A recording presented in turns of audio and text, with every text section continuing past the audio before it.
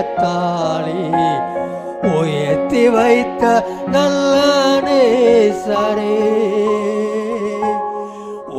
அழகான கண்கள் என்னை கண்டதாலே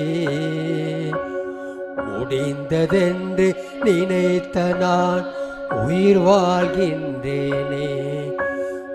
அழகான கண்கள் என்னை கண்டதாலே முடிந்ததென்று நினைத்த நான் உயிர் வாழ்கின்றேனே. மூன்றாவதாக பார்க்கின்றோம், சமுத்திரம் அவருடையது. சமுத்திரம் அவருடையது, அவரே அதை உண்டாக்கினார். சமுத்திரத்தின் அருகில் நாம் பார்க்கும்போது தண்ணீரால் நிறைந்த பகுதி, காற்றினாலே அலைகள் வரக்கூடியதை பார்க்கிறோம். பூமியிலே சுமார் 70% தண்ணீரால் நிறைந்த பகுதியாக இருக்கிறது. ஒரு 30% தான் மக்களுக்கென்று விளைநிலங்களாகவும் வீடு கட்டி வாழ்வதற்காகவும் கர்த்தர் கொடுத்திருக்கிறார். இந்த பூமியிலே பெரிய ஓஷன் என்று சொல்லக்கூடிய பெரிய சமுத்திரங்கள் இருக்கிறது. இந்த சமுத்திரங்கள் எப்படி அந்த இடங்களில் வந்தது? தானாகவே அது வந்துவிட்டதா? பூமியிலே பெய்யக்கூடிய மழைகளெல்லாம் சேர்ந்து ஓரிடத்தில் வந்ததா? வந்து அப்படியே குளம் போல தண்ணீர் நிறைந்திருக்கிறதா? இவைகளை உருவாக்கினவர் யார்? இவைகளுக்கு எல்லை குறித்தவர் யார்? இவ்வளவு பெரிய சமுத்திரம் அப்படியே பூமியில் அதுக்கு ஒரு தடங்கள் ஏற்படுத்த பெரிய ஒரு மலைகள் ஒன்று வைக்கவில்லை. சாதாரண மண் திட்டுகளை அதற்கு எல்லையாக குறித்திருக்கிறார். சீறி வரும் அலைகள் அந்த எல்லைக்கு வரும்போது அப்படியே அடங்கி விடுகிறது. சமுத்திரத்தின் ஆழங்கள் எவருக்கும் தெரியாது. இன்றைக்கு இந்த சமுத்திரம் எத்தனையோ விதத்தில் மனிதர்கள் உயிர் வாழ்வதற்கும் மனிதர்கள் வாழ்வாதாரம் செழிப்பதற்கும் அது உறுதுணையாக இருக்கிறது. காற்றுகள் அங்கிருந்து புறப்பட்டு வருகிறது. அருமையானுள்ளே, எத்தனை உயிரினங்கள் வாழ்கிறது. மனிதனுக்கு உதவி செய்யத்தக்க நிலையில் பூமியினுடைய தட்பவெப்ப சூழ்நிலையை அவைகள் ரெகுலேட் பண்ணுகிறது. சமுத்திரம் இல்லாவிட்டால் பூமிக்கு மழை எப்படி வரக்கூடும்? சமுத்திரத்தில் உள்ள தண்ணீர்கள் ஆவியாகி மேகங்களுக்கு சென்று மக்களுக்கு அது மழையாய் பொழியச் செய்கிறது. மக்கள் உயிர் வாழ்வுக்கு ஏதுவான ஆக்சிஜன் இந்த கடலின் உதவியினால் அதிகம் கிடைக்கிறது என்று சொல்லுகிறார்கள். அருமையானவர்களே, இந்த ஒவ்வொரு நாடுகளிலும் இந்த பெரிய சமுத்திரத்தை உண்டாக்கினவர் யார்? ஆதியா 1ஆம் அதிகாரத்தை நீங்கள் பார்ப்பீர்கள் என்றால், பூமியில் உள்ள எல்லா தண்ணீர்களும் ஓரிடத்தில் சேரக்கடவது என்று ஆண்டவர் சொன்னார். அந்த வார்த்தையின்படியே சேர்ந்தது. ஓரிடத்தில் சேர்ந்த தண்ணீருக்கு சமுத்திரம் என்று பெயரிட்டார். மோஸ்ட்லி உலகத்தில் உள்ள கடல்கள் ஒன்றோடு ஒன்று இணைக்கப்பட்டதாகவே இருக்கக்கூடும். ஒவ்வொரு கடலுக்கும் அந்தந்த ஏரியாக்களில் பெயர்கள் வித்தியாசப்படுத்தும்படி பெயர்களை மக்கள் அந்தந்த ஏரியாவுக்கு ஏற்றபடி பெயர்களை அழைப்பார்கள். இந்தியாவில் இருக்கக்கூடிய அதே கடல் தான் பாகிஸ்தான் பகுதிக்கும் இருக்கும், இலங்கை பகுதிக்கும் இருக்கும். பட் ஒரே கடல் தான், ஒன்றோடு ஒன்று அது இணைக்கப்பட்டதாக இருக்கக்கூடும். சில சின்ன சின்ன கடல்கள் ஒருவேளை தனித்து விடப்பட்ட சின்னதாக இருக்கும். பெரிய சமுத்திரங்கள் எல்லாம் ஒன்றோடு ஒன்று இணைக்கப்பட்டதாக இருக்கும். இந்த பெரிய சமுத்திரத்தின் எல்லையை கர்த்தர் குறித்தார். இது என்னுடைய சமுத்திரம், எங்களுடைய சமுத்திரம் என்று எந்த நாடும் அதற்கு எல்லை குறிக்க முடியாது. ஆனால் இன்றைக்கும் மனிதர்கள் அதற்கு எல்லை சண்டையை போட்டுக் கொண்டிருக்கிறார்கள். அடிக்கடி சொல்வேன், சமுத்திரத்தில் வாழக்கூடிய பெரிய சிறிய எந்த மீன்களுக்கும் எந்த நாட்டின் எல்லை தெரியாது. ஒரு நாள் அந்த பகுதியில் வாழக்கூடிய மீன்கள் ஒரு நாள் இந்த நிலை வரும்.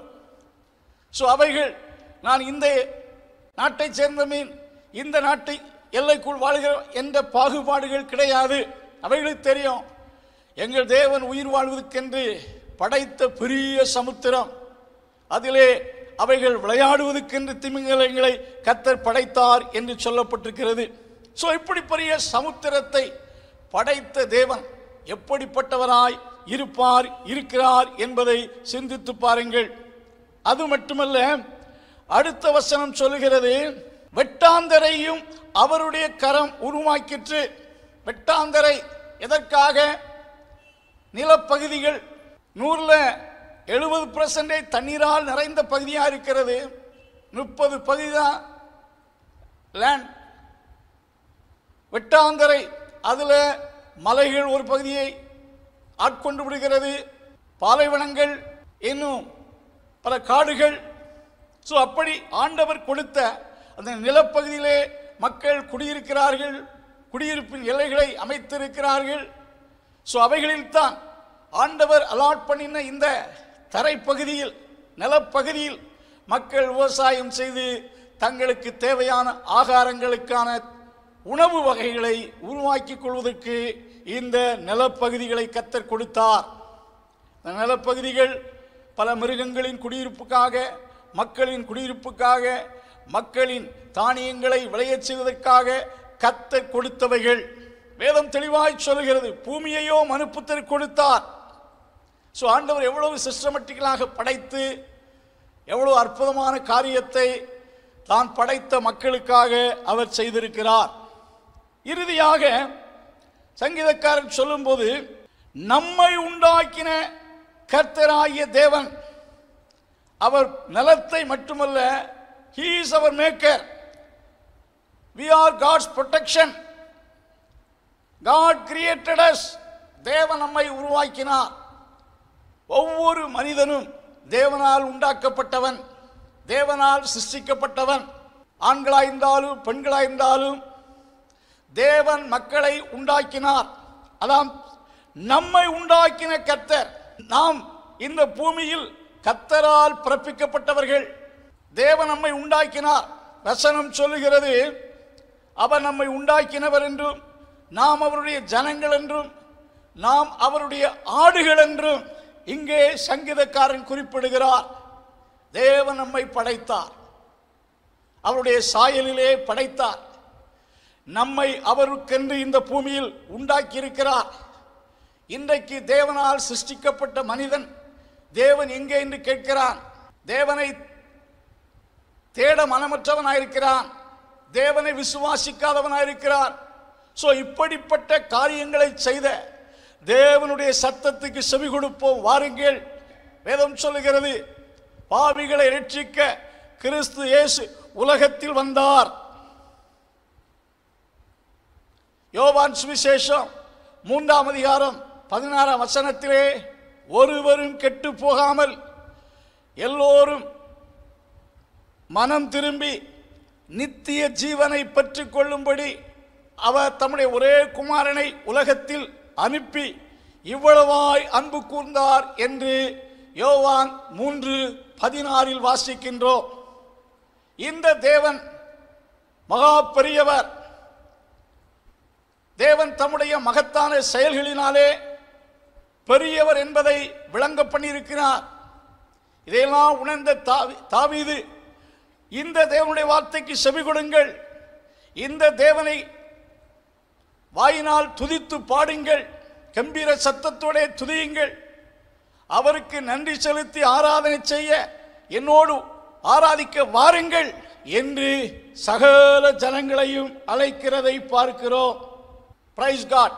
அன்பானுள்ளே, இந்த சத்தத்தை கேட்கிற நீங்கள் கர்த்தராய் இயேசு கிறிஸ்துவை சேவிக்க தீர்மானியுங்கள், அவரிடத்தில் வாருங்கள்.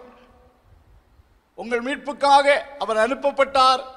உங்கள் மீட்புக்காக அவர் சிலுவையில் அறையப்பட்டு 3ஆம் நாள் உயிரோடு எழும்பினார். அவரை நீங்கள் விசுவாசித்தால் உங்கள் பாவம் மன்னிக்கப்படும், உங்களுக்குள் விடுதலை உண்டாகும், உங்களுக்குள் மகிழ்ச்சி உண்டாகும், தேவனை குறித்து இன்னும் அறியக்கூடிய கிருபையில் நீங்கள் வளருவீர்கள். உலகத்தில் எவ்வளவு பெரிய அறிவு இருந்தாலும் at the time of death உங்க அறிவு பெற்ற பட்டம் உலகத்தில் நீங்கள் பெற்றிருக்கிற எல்லா எக்ஸ்பீரியன்ஸுகளும் அவைகள் உங்களுக்கு ஒரு டஸ்டை போல மாறிவிடும். பட் தேவனை குறித்த அறிவுதான் உங்களுக்கு இந்த உலகத்தில் தைரியமாக ஆசீர்வாதமாக வாழவும் நித்தியத்துக்குள் மகிழ்ச்சியோடு தேவனை சந்தித்து தேவனுடைய ராஜ்யத்தில் செல்வதற்கு அந்த அறிவுதான் உங்களுக்கு துணையாயிருக்கக்கூடும். உலகத்தில் எதை அறிந்திருந்தாலும் சர்வ வல்லமை உள்ள யெகோவா கர்த்தரை அறிந்து அவரை அறிய வேண்டுமென்றால் கிறிஸ்துவின் மூலமாக, கிறிஸ்து தேவ சாயலாய் இருக்கிறார், தேவனுடைய குமாரனாய் இருக்கிறார், தேவனுடைய தற்சுரூபமாய் இருக்கிறார். So through Jesus you can know, you can understand the will of God. அவர் மூலம்தான் கிறிஸ்துவின் சித்தத்தை நீங்கள் அறிந்து அவரை சேவிக்க முடியும். இந்த மாலை நேரத்திலும் கர்த்தராகிய இயேசுவை ஏற்றுக்கொண்டு அவரை குறித்த அறிவில் வளர்ந்து கர்த்தரை மகிமைப்படுத்துங்கள். கர்த்தர் உங்களை ஆசீர்வதிப்பாராக.